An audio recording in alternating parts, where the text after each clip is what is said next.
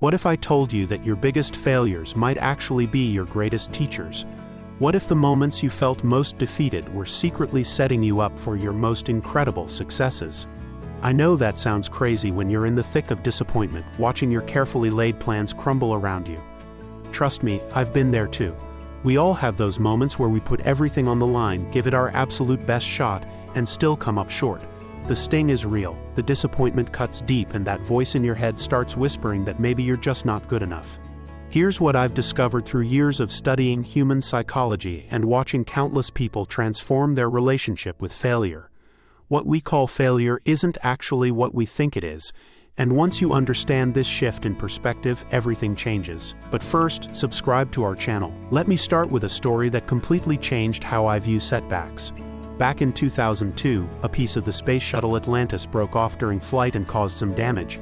But here's the thing. The mission continued successfully, so NASA barely investigated. They brushed it off as a minor incident. Then, just a year later, during the Columbia mission, another piece broke off in a similar way. This time, disaster struck. 7 astronauts lost their lives, and the shuttle was completely destroyed. Now here's where it gets interesting. That tragic failure prompted one of the most comprehensive investigations in NASA's history. They implemented 29 major safety changes that prevented countless future disasters. The Atlantis incident taught them nothing because it succeeded. The Columbia taught them everything because it failed catastrophically.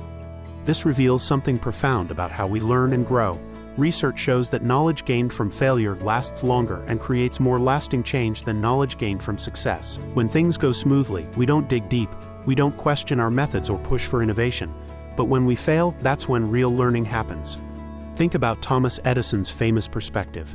He didn't see 10,000 failed attempts at creating the light bulb as 10,000 failures. He saw them as successfully discovering 10,000 ways that wouldn't work. Each failure brought him closer to the solution that would literally illuminate the world. But failure does something else that's equally important. It teaches us compassion for ourselves. Imagine if your life was nothing but constant success. Everything you touched turned to gold, every goal came easily, every relationship was perfect. Sounds amazing, right? But here's what would actually happen. You'd take everything for granted. You'd never develop empathy for others who struggle. You'd never learn resilience or grit. Failure forces us to pause and reevaluate. It strips away the superficial and makes us confront who we really are at our core. Research by Dr. Kristen Neff shows that students who practiced self-compassion after failing an exam actually studied harder for future tests. They didn't give up. They got kinder to themselves and more determined to improve. There's something else fascinating about failure that most people never realize. Sometimes what looks like failure is actually success in disguise. Some of the most groundbreaking inventions in human history happened when inventors were trying to create something completely different. Superglue, microwave ovens, pacemakers, even penicillin, all came from what their creators initially considered failed experiments. The scientists trying to make a super strong adhesive for aerospace applications, but accidentally created a low-tack adhesive microsphere. Post-it notes were born from a failure. The engineer whose chocolate bar melted near a radar device didn't curse his ruined snack. He invented the microwave oven. This is why I love Michael Jordan's perspective. He says he missed more than 9,000 shots in his career. He lost almost 300 games.